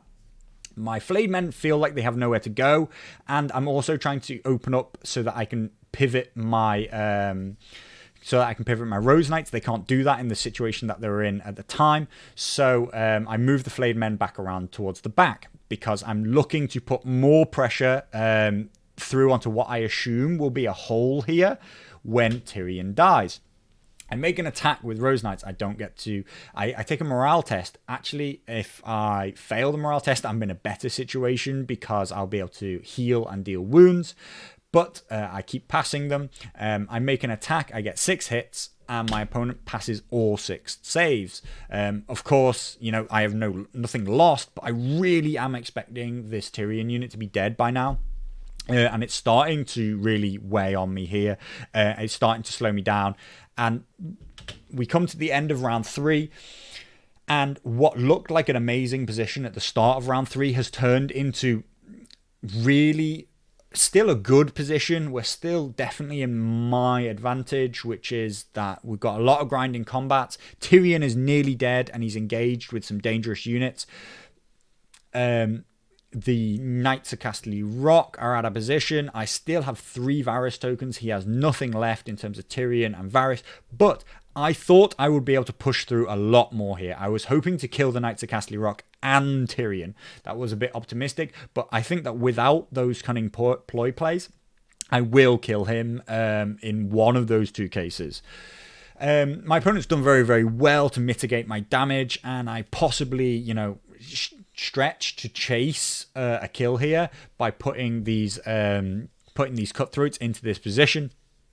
And so, you know, things are still... I'm still happy with the situation. I still feel dominant right now, but it was not the round that I hoped for, considering that my opponent basically had no resources left. And I had letters and I had all the important zones, and yet he still managed to deny everything. There was, in my opinion, a decent amount of luck involved there in terms of him surviving that last attack. There are lots of dice if they go the other way, then I'm in a overwhelmingly powerful position and the game is effectively over. But the game is still dragging on. It's still 0-0 and we go into round 4. My opponent activates first. So I can only assume he's going to go letters, and I'm going to again block Varys' ability. This time I am assuming that he's going to stop the Deadly Bloom onto this unit of Rose Knights, and I would like to use them to force through damage onto this unit of Guardsmen here. So I block with Varys, and we still have 6 out of 6. His 4 out of 4, my 2 out of 2, 100% Varys successes. I'm going to activate Cortnay Penrose, and he is going to Intrigue and Subterfuge. I'm consider taking crowns for quite a while. I start to look at his deck and his deck size, but what I'm actually going to go for is I'm going to go for money bags, because I'm looking to pressure Tyrion to get a kill here. Also, it helps me to shore up the cutthroats so I don't have to worry about them, but it does allow my opponent to take letters and crowns, which is the big combo that he wants. So I have given up quite a lot in that regard. I Varys his zone because I don't want him to shoot the crossbowman into my cutthroats. And so he takes crowns as just a holding zone, and then I take swords. I take it with Eldon, which is actually a bit of an oversight. And what happens is I decide to make an attack with the cutthroats. The cutthroats, of course, will give out a vulnerable token, have 8 attacks that hit on 3s, and they have vicious. I'm thinking this has to kill Tyrion. Surely, this is what I'm chasing. But of course, the thing which I'm, not thinking through is that he has horrific visage. I fail the 6+ test, even though it's, strongly in my favor. It goes away from me. I take 2 wounds, which is lucky, because he's going to play Fealty to the Crown off of the back of that. I am going to counterplot his Fealty to the Crown, and he is going to counterplot my counterplot. Does it ring any bells here? But that, because of that Crown's position, which is the zone he really wants, which I allowed him to take because I took money bags instead, he's going to heal 6 wounds. It's okay. I still attack with 8 attack dice, but my cutthroats are going to have an abysmal dice roll here with only 2 hits. He is still vulnerable, and he saves both of his 3+ saves. I make him vulnerable them because what I'm most going for here is that vicious panic check. He saves them both again, and that's the kind of desperate move which you shouldn't really be taking. At that point, it's really, really gone bad for me. And that's both Baratheons and Lannisters. This is the situation we're trying to set up. We're trying to set up a situation where you think you can gain an advantage, but actually it turns out to be a massive hindrance to you. So I think that I'm going to push through a big kill with a marked unit onto my opponent's marked unit, take out Tyrion before he can get to use more orders, and just a few dice rolls, which are in my favor. I'm still happy with the odds. I'm still happy with the decision, but when you're playing a defensive army like Lannister, you have to be playing the margins, and he has eventually got me to fail a check. I have been passing lots of panic checks up until now. I'm not actually 100% sure how long he's been holding this fealty to the crown, but suddenly it comes in clutch, and suddenly the action seems terrible for me. So in response, I think I'm not actually 100% sure where we're at. I think my opponent is shooting with crossbows, possibly. And I take more wounds onto the cutthroats here, and my opponent takes a morale test for shooting into combat, and he is fine. So there's one zone left on the board.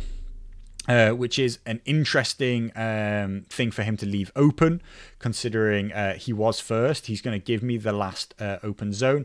So it was, I took Eldon because I thought that I didn't want Varys to get blocked. I didn't want Varys to lose his abilities, and I thought that I was never going to have a fifth zone anyway. But I take the horses here. I initially look to move the Wardens, but then I decide that I'm going to retreat the Cutthroats because of the position they're in. I don't want them to get shot again by the Cutthroat, I don't want them to get shot again by the crossbows. But I roll a 1 on the retreat distance. Because of where I've placed the flayed men, I can't retreat directly back, which is, we could think maybe sloppy positioning on the flayed men, but, okay, maybe the flayed men could be directly behind the Rose Knights, but really, I don't consider that a mistake. I was very, very confident that I would be able to go through Tyrion by this point. So, of course, I could have done something different with the flayed men. This one is actually a really, really bad roll for me. All I need is about a 3+ or something like that, and I will get out of range of these crossbowmen, but I score a 1, which means I'm still within range. I have one card in hand, and it is Last Stand.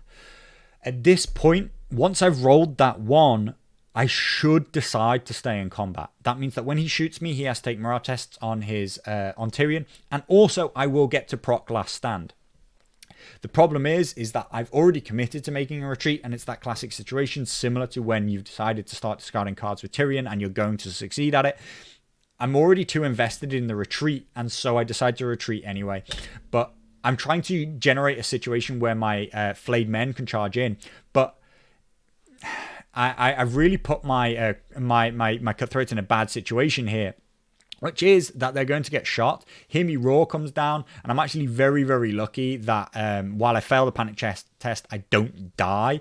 I'm on 1 wound, and here we are. I still have a chance to rectify the fact that I have retreated with these cutthroats, and I should activate and move them out of range of the crossbowmen who can still shoot. But the thing is that I see an opportunity with the flayed men to charge Tyrion in the front, and I think that again I'm about 2-1 advantage between the panic token that I'll put out, between the precision that I have myself and the vicious that I have on the charge. I would say I'm about a 2-1 advantage, 66% chance, somewhere around there, to get a kill here. If I get the kill, I will surge forth with the flayed men, and I will plug the gap and create a situation where the crossbowmen cannot draw line of sight to the cutthroats. So I see a good play, and so I think, well, I'll take it, right? When things go well, and things should go well, they should be 2-1 my favor to take this move on. When things go well, I'll be in a great situation. But this is the kind of play which I always tell people not to take on. Have you considered, if things go badly, yes, it's unlikely, yes, favor is with me to kill this unit, but if things go badly, am I okay with the situation that I'll be in? And the answer is absolutely no, I'm not okay with the situation I will be in. If the flayed men charge and I don't kill here, then the crossbowmen are going to shoot again, and they're going to pick up that unit of marked cutthroats who haven't activated, have a coin on them. It's going to be a ton of VPs, and all I have to do is change the order that I activate, and activate with my conscripts, my cutthroats first, and take a maneuver and get out of there. I don't even check the position. I'm absolutely adamant that I can at least create a situation where there's no line of sight. And so it's an unfortunate mistake. And what I'm going to do is I'm going to charge with the flayed men. And as we've just labored on the situation, as we've just discussed, it's not going to go well for me. You know, of course, when I say I have a 60% chance to do it, you know, that probably needs me to not get a disordered charge. I pass my morale test on the first attack. I reroll into 3 precision hits, and my opponent fails 2 more saves. He now takes a vicious panic check with a panic token. I make him reroll. And here we go. We see cunning ploy. My opponent reactivates the crossbowman, and he shoots into my cutthroats, and they're dead.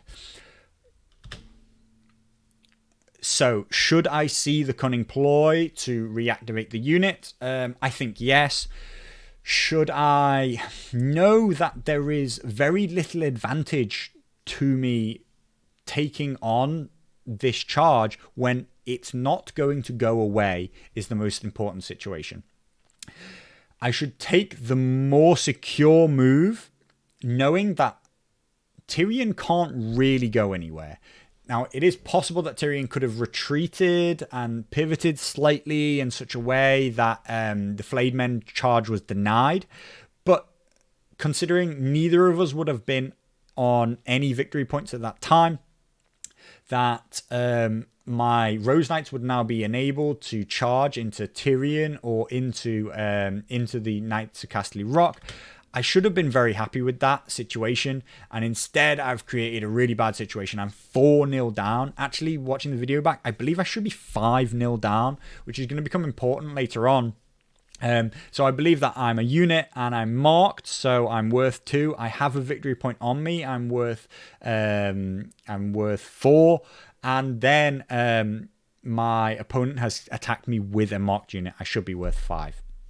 I activate my Rose Knights in the center, and I do a decent attack into the Lannister Guardsman between my heals. He then, of course, Lannister Supremacy bounces back onto me. I take another heal off of the back of that when I pass that morale check. And my opponent looks to see whether or not he can get his Knights of Castle Rock up the right-hand side of the field, but he's not really able to. And I use my Wardens to push around into the flank of these Guardsmen. Me charging in the front isn't going to help a lot. What I want to do is get them into the flank or rear.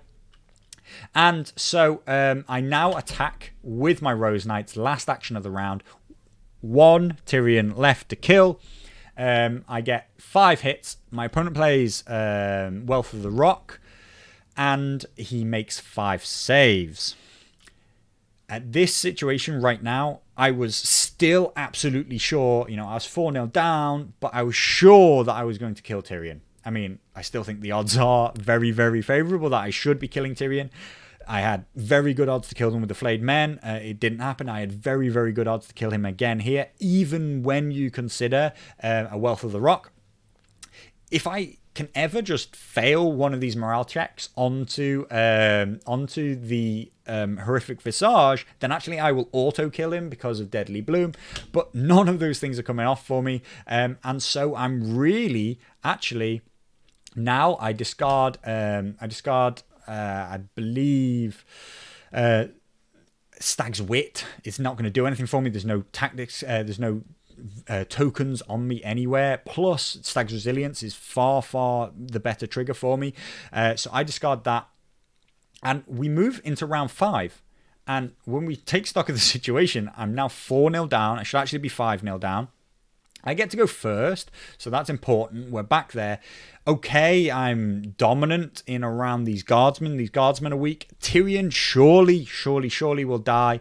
But the Knights of Castle Rock, I don't really have anything to do with them, and I need to get through and charge into the into the crossbowmen.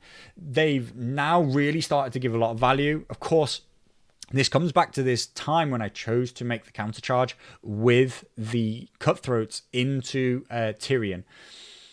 The worst part of that is that I gave the crossbowman a good target.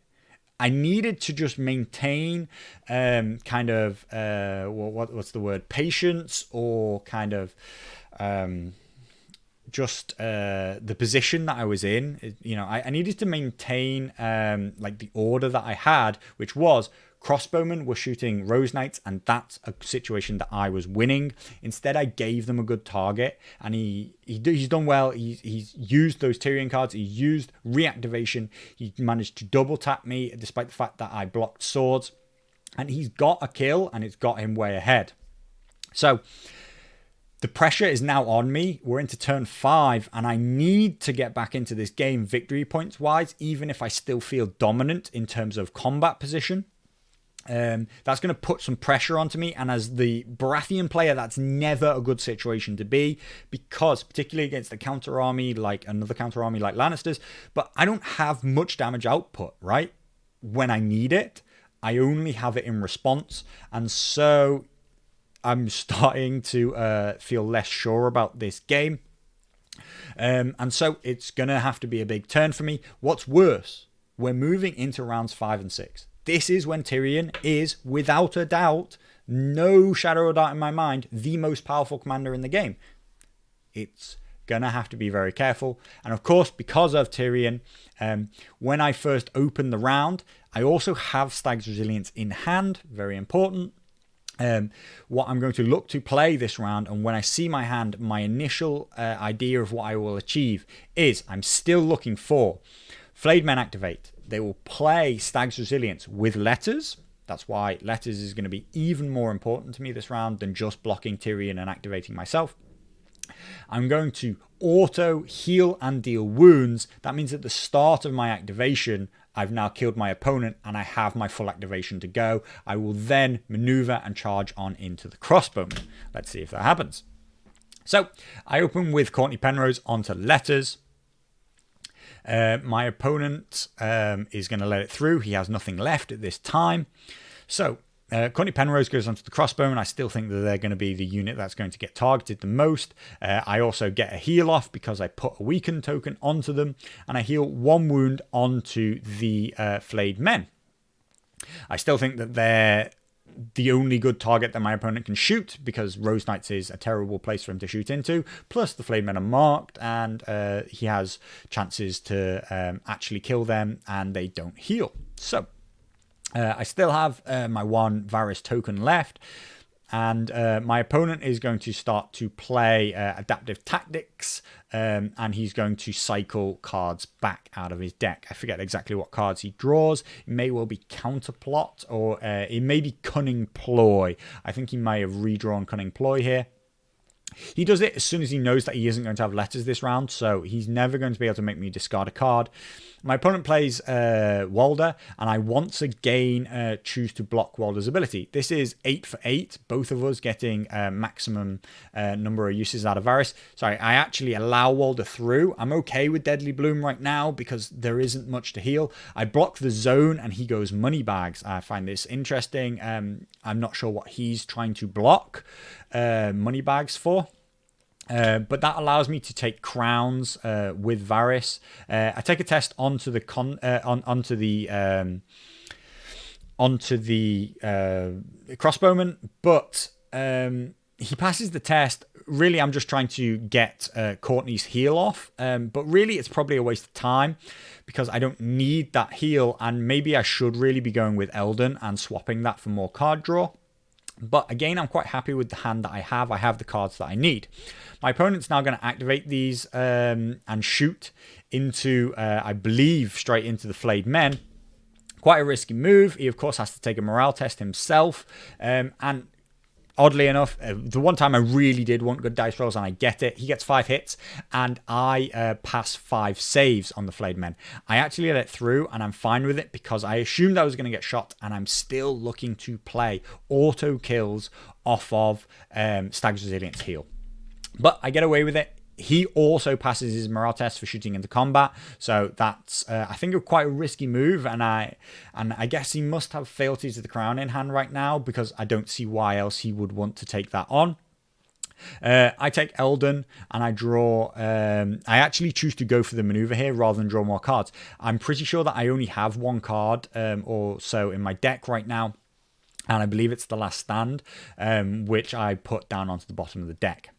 So I take the maneuver and I push into the rear of the guardsman. This means that I can threaten a rear charge, and also means that I block all the retreat angles. He cannot retreat through me, so I take that on. My opponent comes in with a crossbowman and shoots again into my Rose Knights this time. And he is going to play Hear Me Roar, force me to fail, and then he's going to Fealty to the Crown. But that's gone quite quickly. I'm not sure. Maybe do I counter plot it? I'm not sure why he doesn't get to Fealty in this situation. But yeah, so for whatever reason, I've failed, and I'm very, very happy about this. Again, I've got Rose Knights in a situation where they can heal and increase the speed at which they can heal. Oh, sorry, yeah. Fealty to the Crown does come down, and he puts Tyrion onto 3 wounds. Sorry, not the guardsman here. That was me actually clicking through when I was trying to apply wounds to my own unit. Yes, so he does have Fealty, which is why he keeps attacking into this combat and why he's willing to go for it, because he thinks that if I just fail a test, then of course he will be able to heal the unit. Important. I find it more odd considering he has Fealty and he had Hear Me Roar that he didn't go for crowns. I think that was a huge mistake that he went for that money bags when the zone was blocked anyway. All he had to do was claim a zone, and crowns had so much more value to him. So I think that was a huge mistake. But what we see here is I activate my Flayed Men. I start to make my play. My opponent only has 1 card in hand. I play Stag's Resilience, and he counterplots again with Tyrion's Order. He gets the 5+. That means that I, of course, have to make a normal attack. I cannot make a kill with Stag's Resilience on letters, and that means that I can't then auto move on through to charge into either Knights of Castle Rock or into the Crossbowman. Not only that, but he plays Wealth of the Rock as his last card, which is very, very annoying. Even if only I get Tyrion to fail his first order, he will either be dead because of Stag's Resilience, and he will probably have to discard and pitch that Wealth of the Rock. It shows why he does take money bags, because he has Wealth of the Rock and he thinks that those D3 blocks are going to be very important. They are. He blocks 3 hits. He blocks my precision. And he goes to a 2+ save.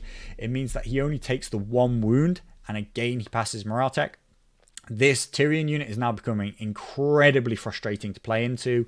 It's good counter-defensive play by my opponent, but I have to be thinking that the amount of times he could have and should have died are starting to make me put too much resources into this fight.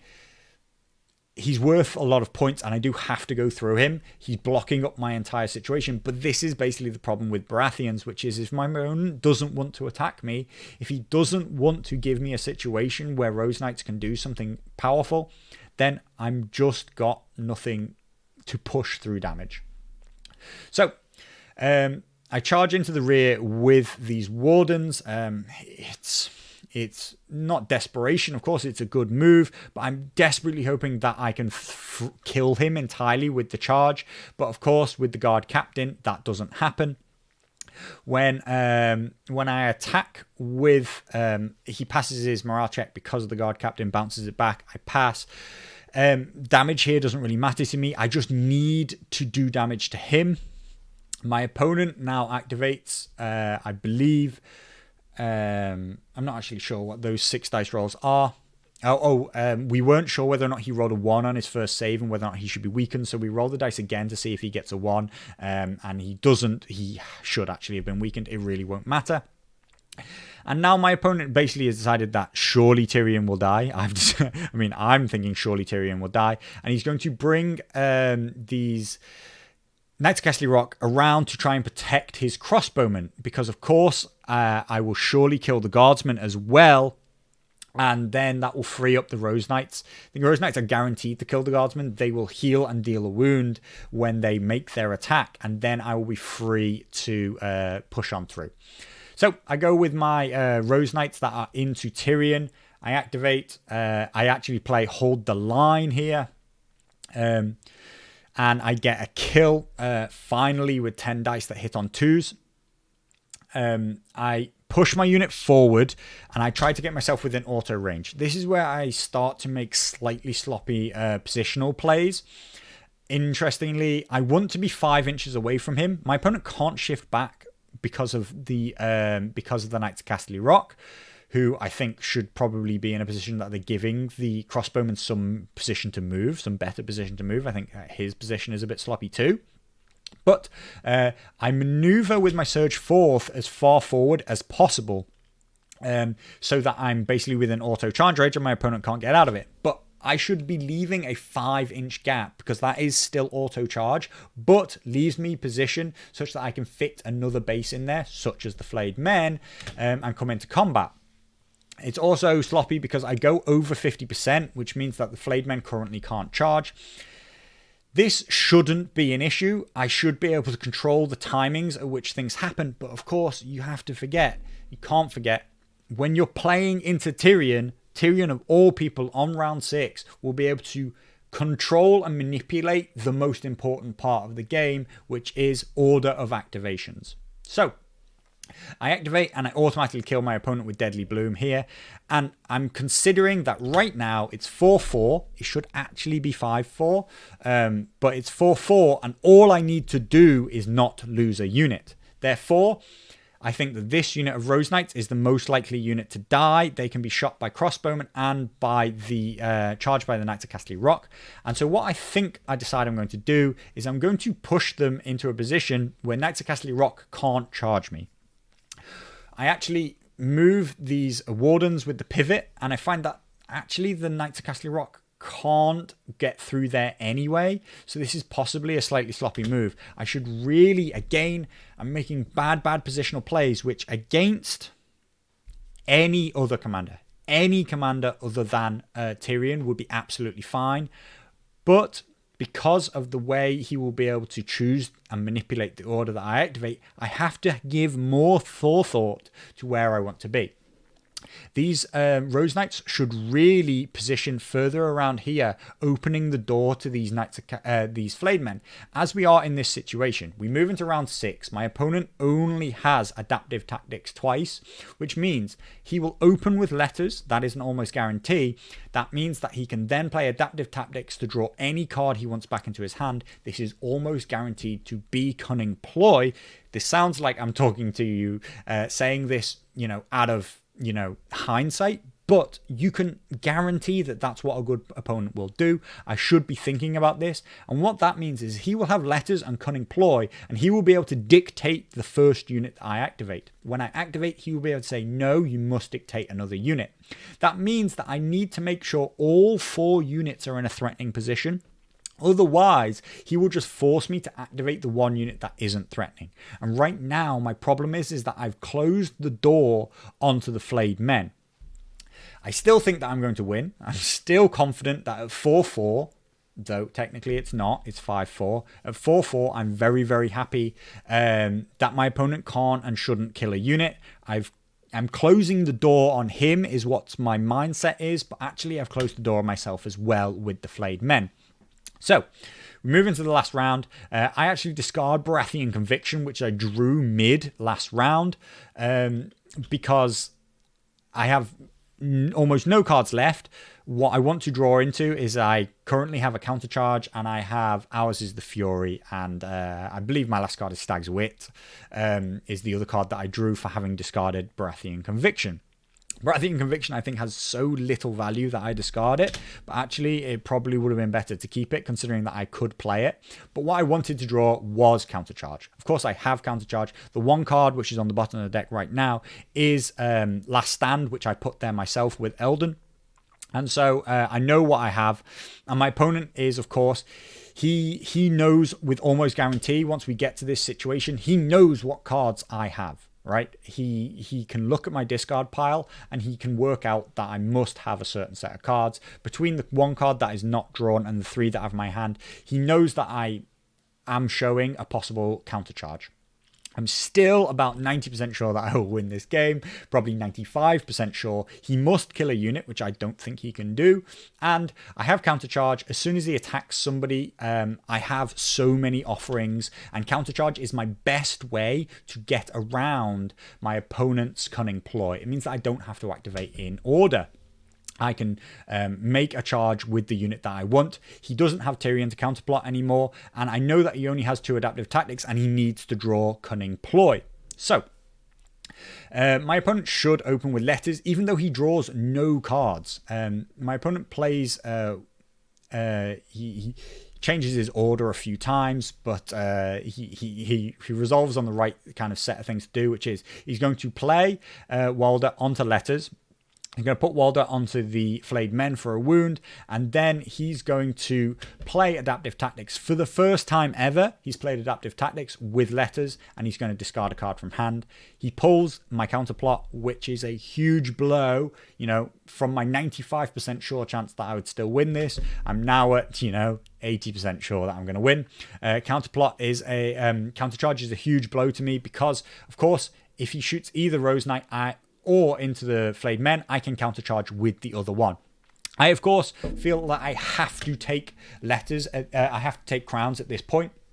And I take it with Cortnay because I want to get some heals and heal these units and make sure that I'm not going to die, being the only thing I need to deny. Of course, Cortnay's going to go onto the crossbowman. That will generate me a heal and a panic test. Again, I still think that all I need is 1 charge onto the crossbowman. I could probably kill them. If a panic test can weaken them first, that's going to put a huge amount of pressure on him. We're still in a situation where I could even table him. That is realistic or not impossible.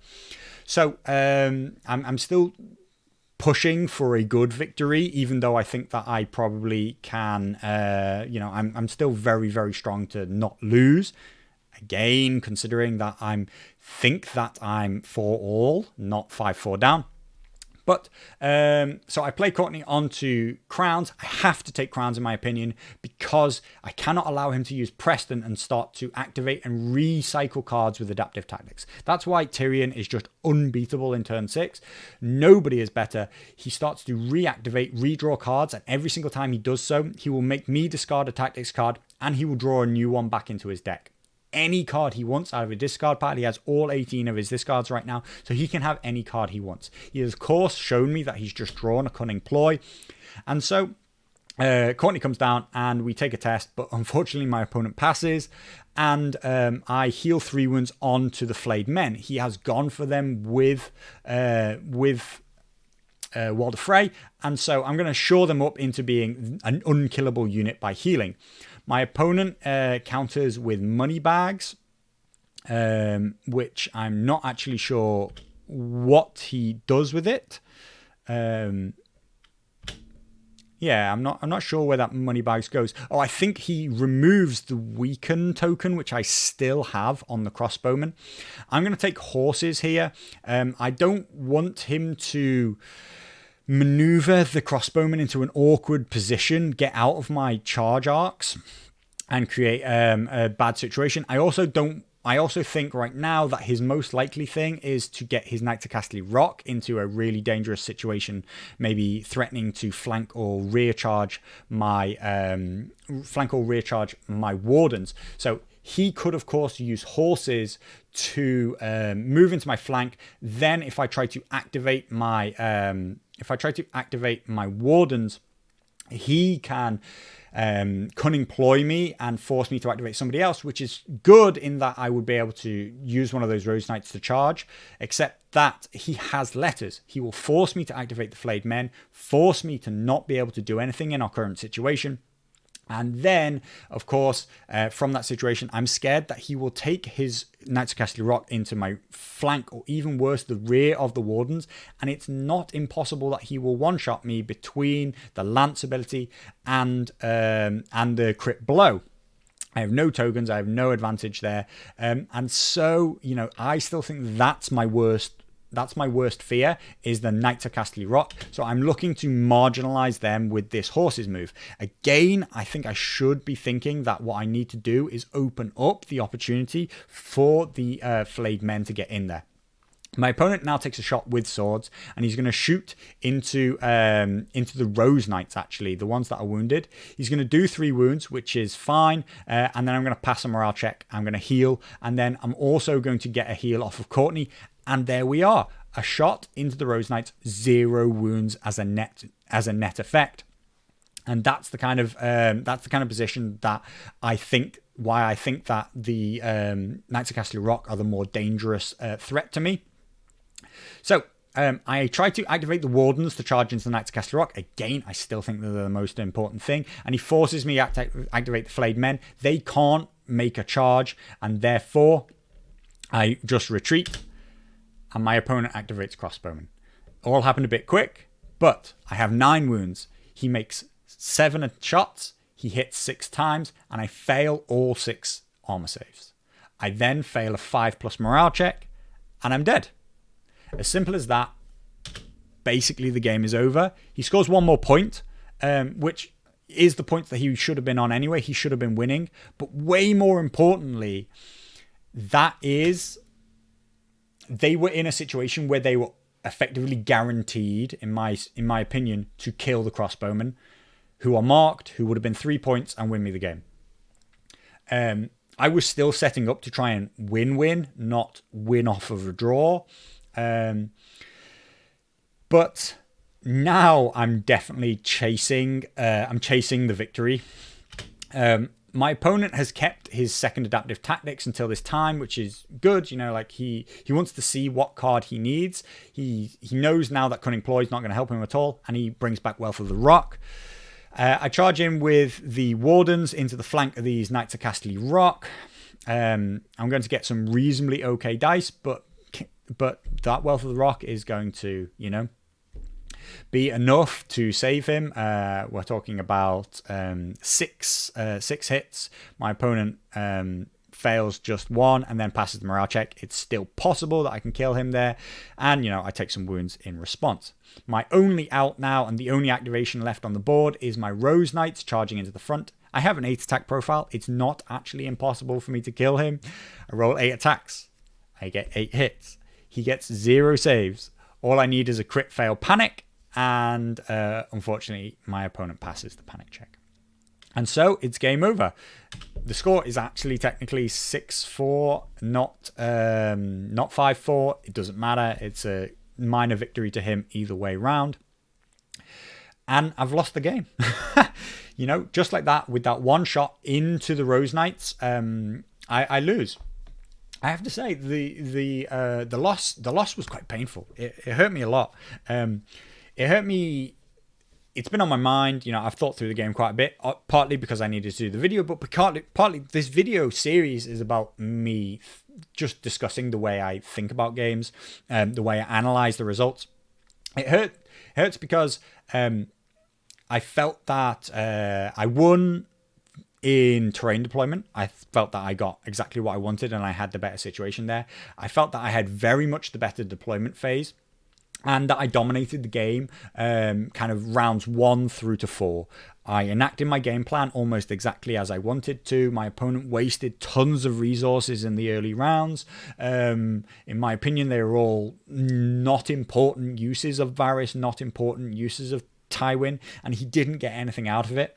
I felt I countered well, and the real problem is that basically I allowed with some sloppy moves, some sloppy positional play, just not being precise enough, not being kind of not having quite enough forethought, that I gave away my dominant position and I gave up opportunities to lock out the game. I think that I effectively had won the game and threw it towards the end. All I can say, like my only excuse, if I'm looking for excuses, my excuse, if I'm being slightly unhonest with myself, is that actually I was being rushed because I because of daylight saving times, I'd managed to mess up the time that I had a meeting, and from the back end of round 3, I needed to finish the game as quickly as possible because I was actually late for a meeting. So that did make me not think through every positional play as much as possible, but in reality, that's that's a lie. They're the kind of lies that we tell ourselves, which is, oh, I was rushed, I wouldn't make those mistakes next time. In reality, actually, I would say that basically I'm just a bit out of practice from playing competitive games. I haven't actually played a close, hard-fought competitive game of Song on TTS or on the table either. I haven't played either close games that mattered, that every move was important. I haven't played one of those for at least 6 months now, since basically in the TSL was the last time I had a close game. So,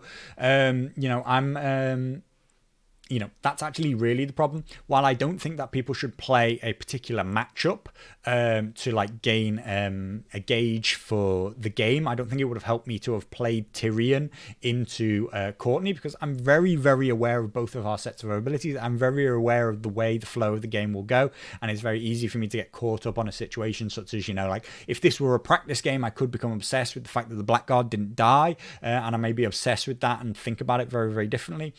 But really, I just haven't played in a long time, and that does make you a little bit rusty. So, that is just a thing that I'm going to have to remember. There are very little things like, there are rules that you should follow, my own rules, for example, that just because something's in my favor, if it doesn't go my way, am I going to be in a bad situation? And that was very, very true with the crossbowmen taking their cunning ploy to reactivate and destroy my cutthroats, when I didn't actually have to charge with the flayed men at that time, and I could have kept the cutthroats alive by just activating them and maneuvering them further away. What else? What else does kind of annoys me a bit? Well, I do think that any other commander, I get away with those slightly sloppy positional plays. Tyrion's manipulation of those cunning ploys was very, very frustrating to play into.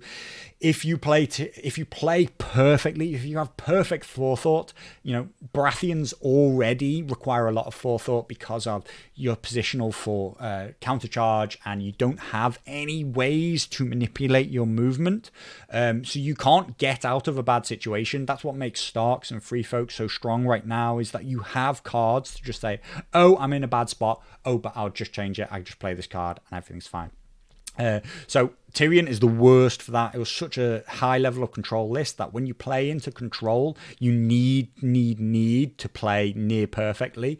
And it's frustrating because I definitely could have played better and could have won the game. It's absolutely not a situation that I couldn't win that game. It's not Tyrion the list was too good. It's unbeatable. That's never ever the answer. The thing is that I believe that the advantage was my opponent. I believe we've made roughly similar amounts of mistakes. My opponent may think differently, but I can point to huge mistakes that I think that he played from my perspective in terms of his Knights of Castle Rock charge, even coming in with Tyrion with the Blackguard into the Rose Knights. I think that they were huge mistakes and put me into a massive driving situation. But the difference in the power level of the commanders is that Tyrion allowed him to manipulate my one or two mistakes into game-winning situations, whereas I was unable to manipulate his. We spoke for a little bit after the end of the game, and one of the things, some things that my opponent said, and I thought upon for quite a while actually. So one of the first things he said was, so he believes that I actually have the advantage in the matchup. I don't think that's true. I've told you why. And, if we did the old deal or no deal at the start of the game, if he'd offered me an army swap, Do you want to swap? I would have absolutely taken Tyrion myself. I think that he's in advantage, and that's why I actually think that one of the most interesting formats that people can play is you'll play a matchup and then swap armies and then play again. It gives you a much deeper understanding of the game from both perspectives. I'll be very interested to hear his thoughts, and I think that he is actually possibly going to do a video on it. Anyway, Chris may put that out. Another thing he said was that Cortnay just never got my tactics card game going. And I thought on that for a while. And while it is true that Tyrion definitely played, the better tactics card play, I effectively, in my opinion, triggered almost every card that I could ever want to trigger. Stag's Wit, almost worthless, thus it gets discarded. The only thing that I passed up was the opportunity to use Last Stand because I retreated from combat. Never otherwise did I die in combat. Last Stand's never going to come off. The important cards of, defensive counter, I managed to play. But Stag's Resilience, which would have been game-changing in multiple situations, always got counterplotted. My counterplots always got counterplotted. I was never able to actually deny my opponent from having good cards. I went through the entirety of my deck and I triggered everything which I think I could have triggered. Therefore, I don't believe I didn't get my cards off. It's that Tyrion and his control was oppressive. That he was able to use his order at multiple times. There was the one time at the start of the game where he ditched a ton of cards to achieve that 5+, but there are other times where it worked for him just off of a first roll. And he used counterplot, I believe, 3 or 4 times, thanks to recycling it with Tyrion's cards. So I think, again, that for me, that comes back to this idea that Tyrion just is more powerful. We both played our entire decks. We both got almost every trigger that we could need. It maybe took him longer to get panic fails than he wanted to unlock Fealty to the Crown, but he managed to pull it off. And then when I tried to counterplot it, he just counterplotted my counterplot.